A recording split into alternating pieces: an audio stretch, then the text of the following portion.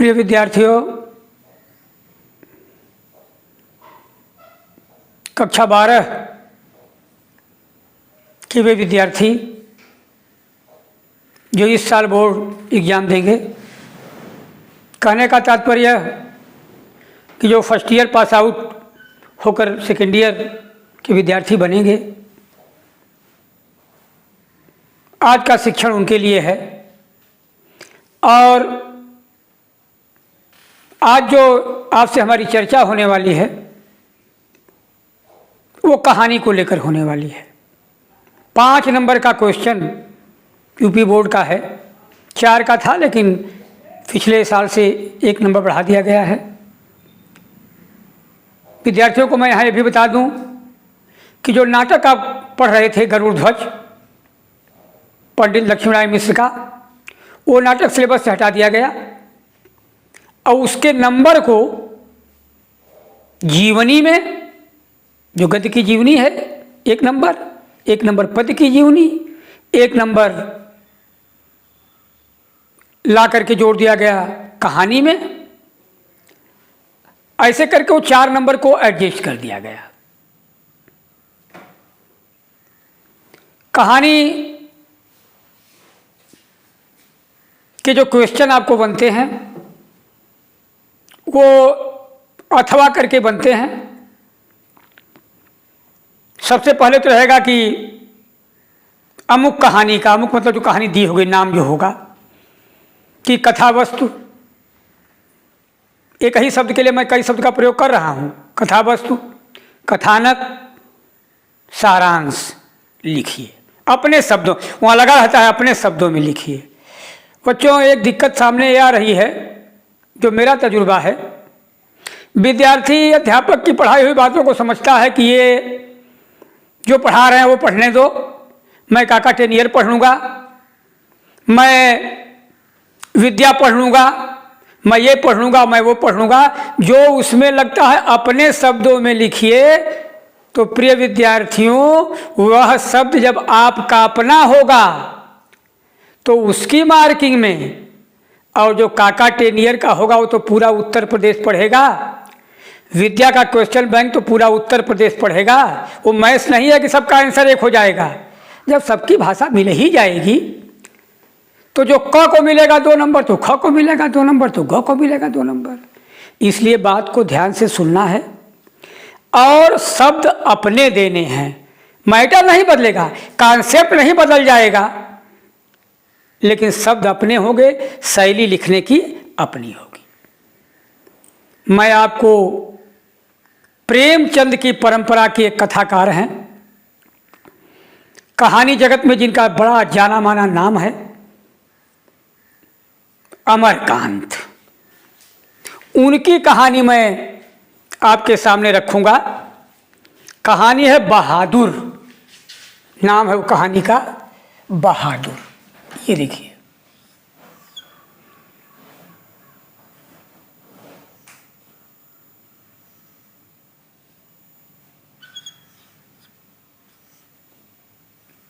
बहादुर।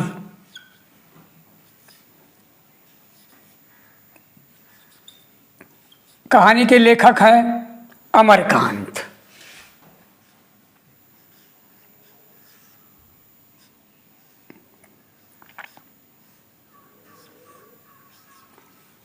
कहानी के पात्र सीमित हैं।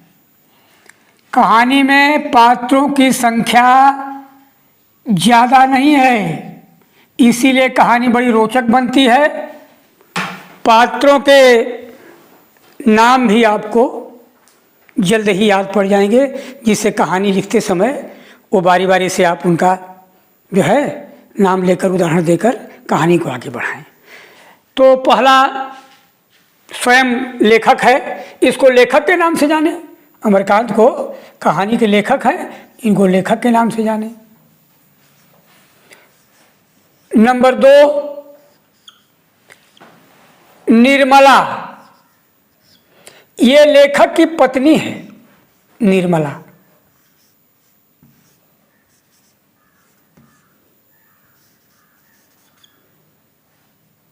ये मेन पात्र हैं भी दोनों। जो सबसे मेन पात्र है उसका नाम मैं 3 पर लिख रहा हूं, बहादुर, या बल्कि हम पूरा नाम उसका लिख दें, बाद में बताएंगे आपको, दिल बहादुर।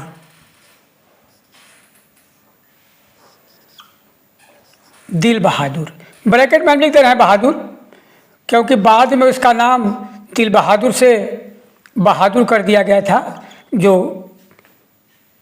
आएगा किसने किया था तो बताएंगे आपको। बहादुर।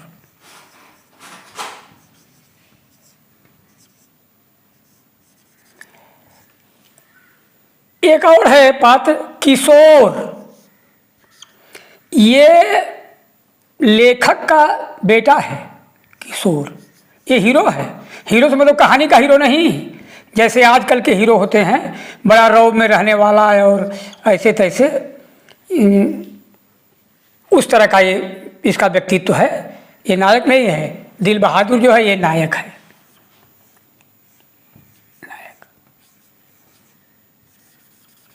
नायक। किशोर लेखक का बेटा, पुत्र।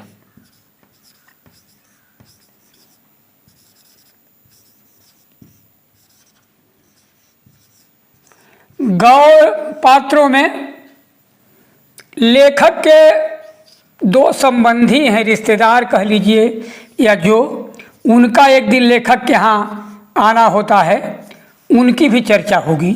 उनकी थोड़ी चर्चा है। लेखक के संबंधी, ऐसे जानिए इसको।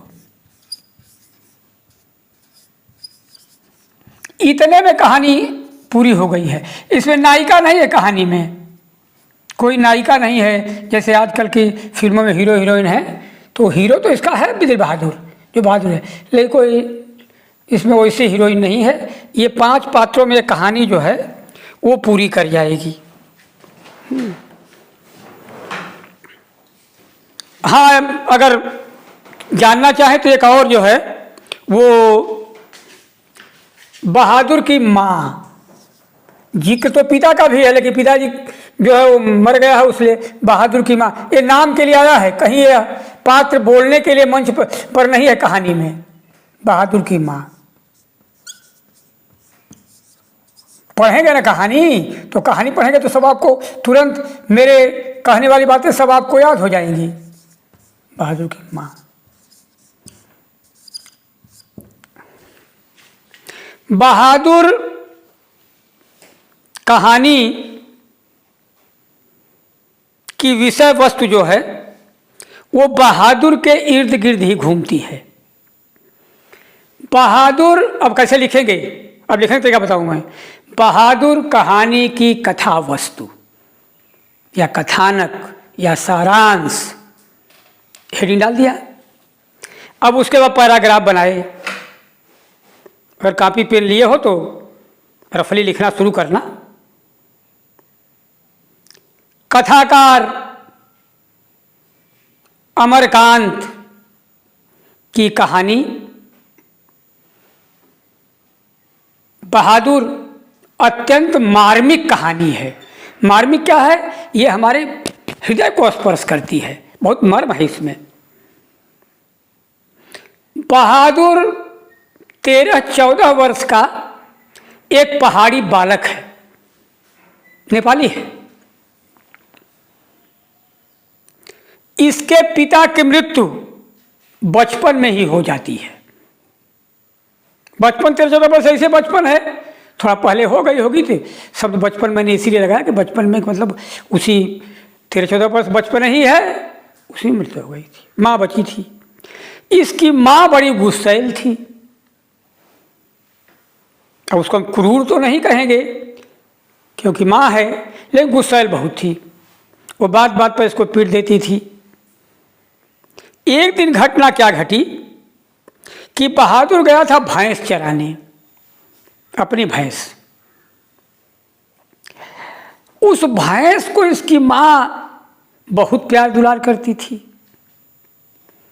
अब उसने बहादुर को परेशान किया, इधर उधर भागने लगी, दौड़ने लगी भैंस। बहादुर का जब कोई बस नहीं चला तो घेर करके बहादुर ने उसको दिया पीट दिया और पूरी मजबूती से पीट दिया। अब जब मार दिया तो भैंस दौड़ी दौड़ी घर पर आई। माँ का माथा ठनका, हो न हो कोई घटना घटी है। भैंस को देखा तो दो चार जो लाठी लगी थी उसके हल्के फुल्के दाग भी दिखाई दिए। माँ ने भैंस की मार का काल्पनिक अनुमान किया। अब काल्पनिक अनुमान दो तरह का होता है भाई, बहुत ज़्यादा हो सकता है, कम हो सकता है, लेकिन माँ का जो अनुमान था वो बहुत ज़्यादा था। अब उसने भी आओ देखा न ताओ, बहादुर को भी बहुत पीट दिया, ज़्यादा उसने भी मार दिया। बहादुर घर से भाग गया। इसको यहाँ पर रुकेंगे, अभी मैं कहानी को जोड़ूंगा थोड़ा, यहाँ रुक जाएंगे। अब आइए लेखक और निर्मला के पास। लेखक की पत्नी को नौकर रखने का बड़ा शौक है कि मेरे घर में भी कोई नौकर होता, सब काम वगैरह करता। अपनी भाभी का उदाहरण लेखक को दिया करती थी कि देखिए भाभियाँ जो हैं बैठ के चारपाई तोड़ती हैं, मैं दिन रात घिसी जा रही हूँ, एक नौकर ला दीजिए घर में। इसकी भी उसको धुन सवार थी। लेखक को भी लगा कि ठीक कह रही है, वो भी नौकर की तलाश में थे। उन्होंने अपने साले साहब से कहा कि देखिए अगर कोई नौकर आपको मिल जाए, घर का काम धाम घरेलू करे, ठीक ठाक हो, आज्ञाकारी हो, शरीफ हो, तो हमसे मिलाइएगा। लेखक के साले साहब को बहादुर मिल गया। घर से भगा था, अपना इधर उधर चल रहा था, मिल गया। लेखक के साले साहब को लगा कि ये उपयुक्त व्यक्ति है, उपयुक्त लड़का कहिए चाहे व्यक्ति कहिए चाहे पात्र कहिए है। उसको ले करके ये लेखक के घर पहुँचे। बहादुर को उन्होंने देखा, निर्मला ने हंसमुख था, प्रसन्नचित था ही था, ये नौकर रख लिया गया। अब देखिए जब नौकर रख लिया गया, अब कहानी आप जोड़ लिए होंगे, बहादुर कैसे भगा, कैसे नौकर बन गया। अब नौकर बन गया।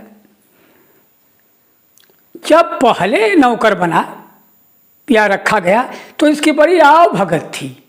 टाइम से इसको भोजन मिलता था, अच्छे अच्छे कपड़े दिलवाए गए, बहुत मतलब वीआईपी कल्चर से इसको रखा गया।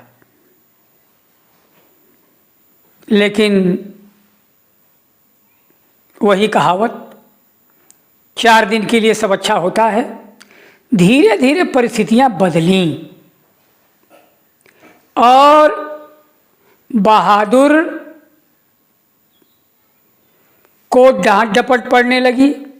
जिस बहादुर के काम में उनको बहुत अच्छाई लगती थी, जो बहादुर उनको अच्छा लगता था, अब वहाँ हर काम में बहादुर की कमी नजर आने लगी।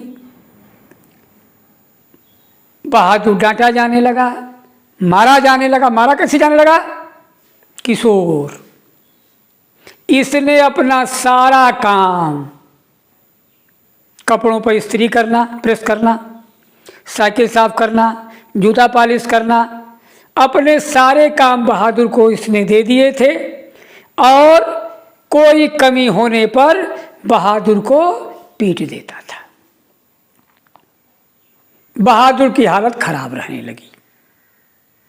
पहले तो उसको खाना मिलता था, 2-3 महिलाएं, जैसा महिलाओं को आप सब बच्चों जानते ही हो, इधर की उधर बात करने में होती हैं। 2-4 महिलाएं आए, निर्मला से कहीं कि तुम हाथ से रोटी बना बना पतली पतली गरम गरम देती हो, तुम्हारे नौकर का मन बढ़ गया है, इसीलिए वो ऐसा वैसा कर रहा है, उसका बंद करो खाना, खुद रोटी बना खाए।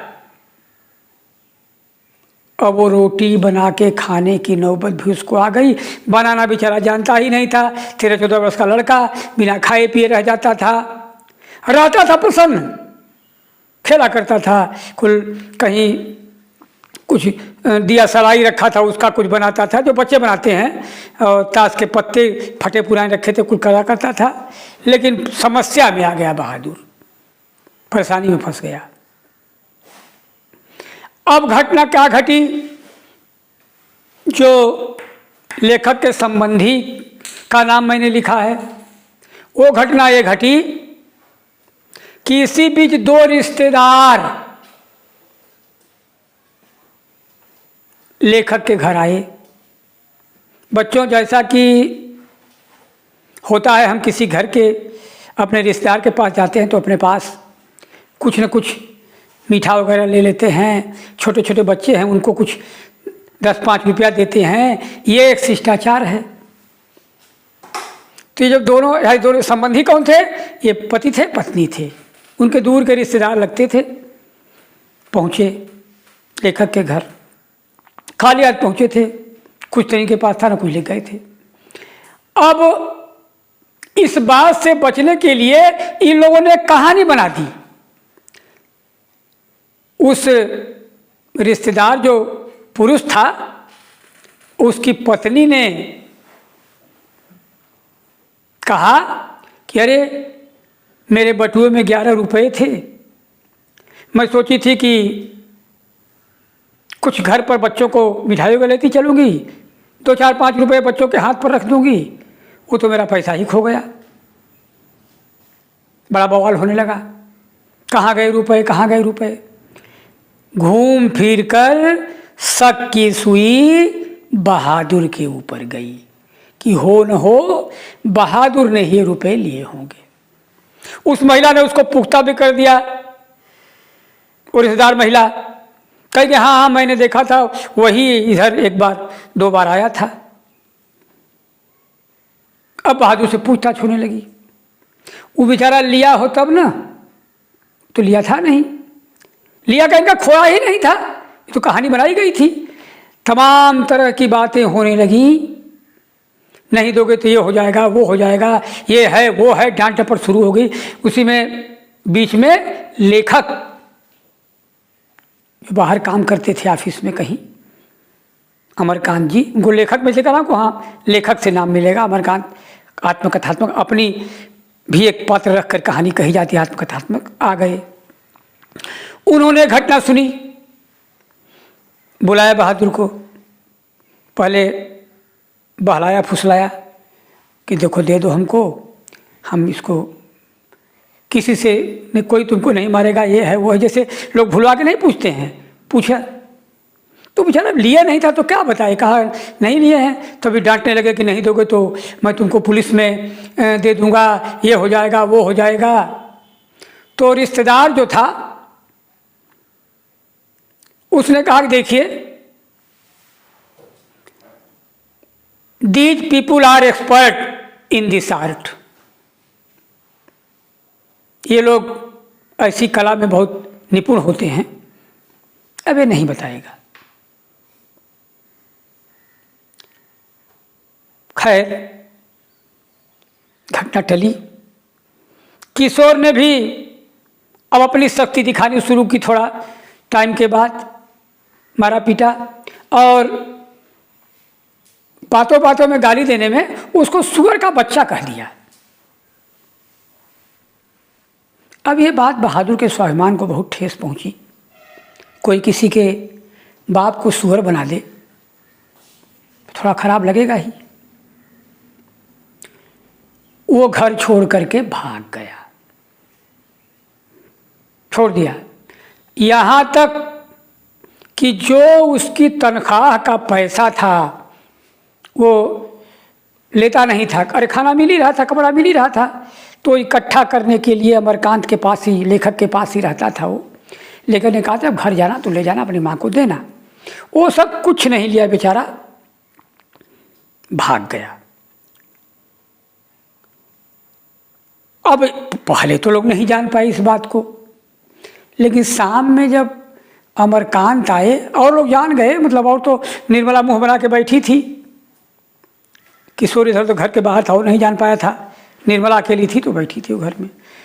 अमरकांत आए तो बड़ा बेतरतीब घर देखा, न कहीं झाड़ू है न कहीं पोछा है, बर्तन जहाँ के तहाँ हैं। तो उन्होंने अपनी पत्नी निर्मला से पूछा कि क्या हो गया, ये सब क्या है मामला। तो निर्मला ने बताया कि बहादुर घर छोड़ करके भाग गया। अब लोग बड़े हतप्रभ।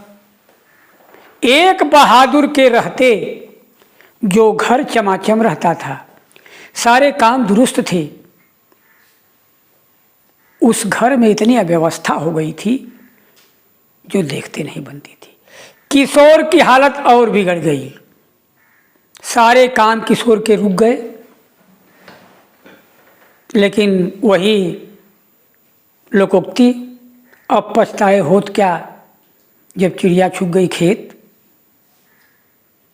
कोई कह रहा था कि अब बहादुर मिल जाएगा तो मैं उसको बड़ी हिफाजत से रखूँगा, उसको मैं बहुत प्यार दुलार करूँगा, जाने नहीं दूंगा। मतलब अपने अपने ढंग से सब लोग दुख व्यक्त कर रहे थे, लेकिन वो दुख वर्तमान परिस्थिति में निरर्थक था, उसका कोई औचित्य नहीं था।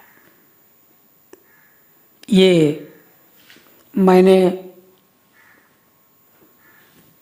जो कहानी आपसे कही है, बताया था कि ये बताऊंगा मैं, ये बहादुर क्यों हो गया।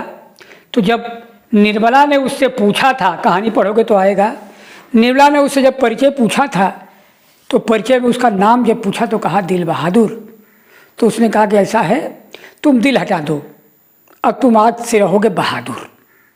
तो वही बहादुर जो नायक है कहानी का, इस नाम से अमरकांत जी ने ये कहानी लिखी है। ये संक्षिप्त सा कथानक मैंने आपके सामने रखा। ये क्वेश्चन आएगा और इसी के नीचे अथवा लगा होगा, या अगर कोई दूसरी कहानी रहेगी आपके सिलेबस की तो इसके नीचे अथवा रहेगा, या दोनों को मिला के भी दे देगा कि कथा वस्तु लिखिए और कहानी का उद्देश्य लिखिए।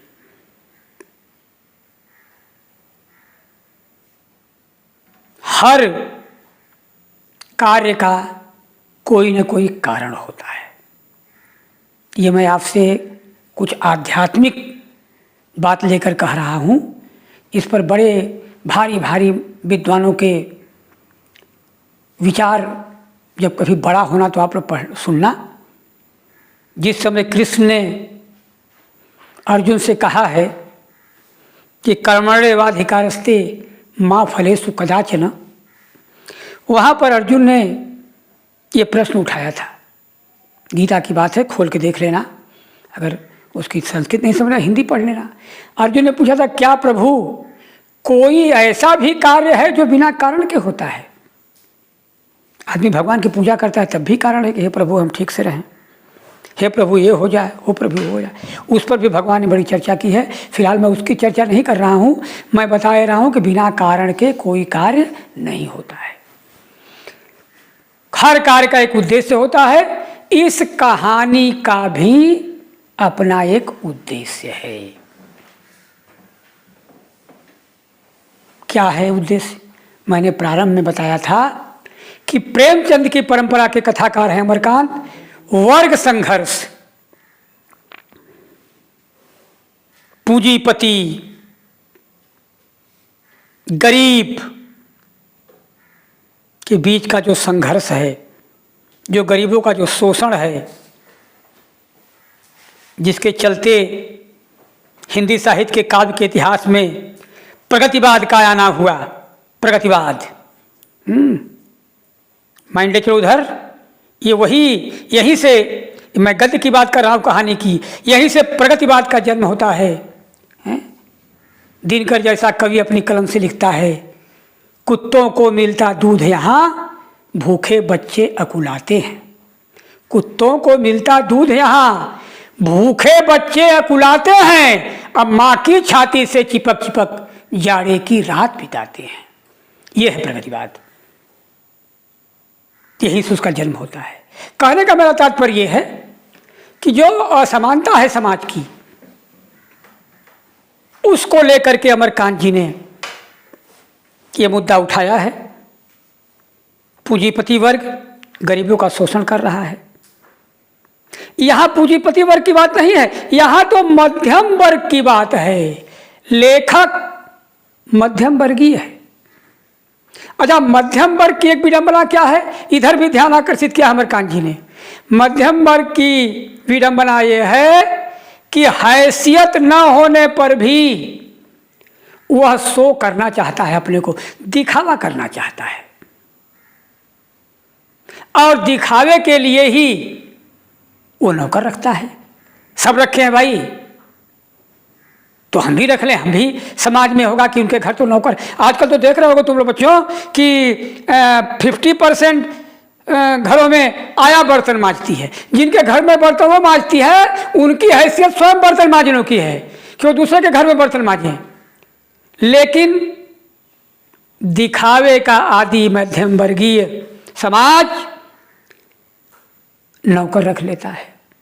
नौकर रखने का उसको सलीका नहीं मालूम है। सलीका मतलब तरीका। नौकर रखने का भी तरीका होता है। आप नौकर को गाली देंगे, आप नौकर को मारेंगे, नौकर को सूअर का बच्चा बनाएंगे, तो ये नौकर रखने का तरीका नहीं है। नौकर वही रखेगा जिसकी पर्सनालिटी उदार होगी। अरे नौकर है तो नौकर तो गलती करेगा ही, तो आप उसके सर पर चढ़ जाएंगे क्या? तो जिनको स्वयं नौकर रखने का तरीका नहीं मालूम है, स्वयं नौकर की हैसियत रखते हैं, वो नौकर रख लेते हैं। ऐसी मानसिकता को भी उजागर किया है रेणु जी ने। और एक और बात की तरफ हम लोगों का ध्यान खींचा है कि मानवीय व्यवहार चाहे वो अमीर हो चाहे गरीब हो, ये सबके साथ करना चाहिए। यदि आप अमानवीय व्यवहार करेंगे तो ये मर्यादा के विपरीत है, और इसका जो प्रतिफल होगा वो अच्छा नहीं होगा। जैसा कि बहादुर के संदर्भ में हुआ, मानवोचित व्यवहार नहीं किया गया, बहादुर घर से भाग गया लेखक के, और सारा काम बिगड़ गया। इस तरह से अमरकांत जी ने मानव समाज में करुणा और संवेदना को जगाने का प्रयास किया है, और उनका मानना है कि ये जो दूरी बढ़ गई है, अमीरी गरीबी की एक रेखा बन गई है, इस तरह की बात को अगर मिटाना होगा, इस तरह की बात को यदि समाप्त करना होगा, इसको दूर करना होगा, तो हमारे अंदर करुणा का भाव होना चाहिए। इसी करुणा को, इसी संवेदना को जगाने का प्रयास अमरकांत जी ने इस कहानी में किया है, और यही इस कहानी का उद्देश्य है। अमरकांत जी को पाठकों तक अपने उद्देश्य को पहुंचाने में पूरी सफलता मिली है। कहानी बड़ी रोचक है, बड़ी ज़बरदस्त है।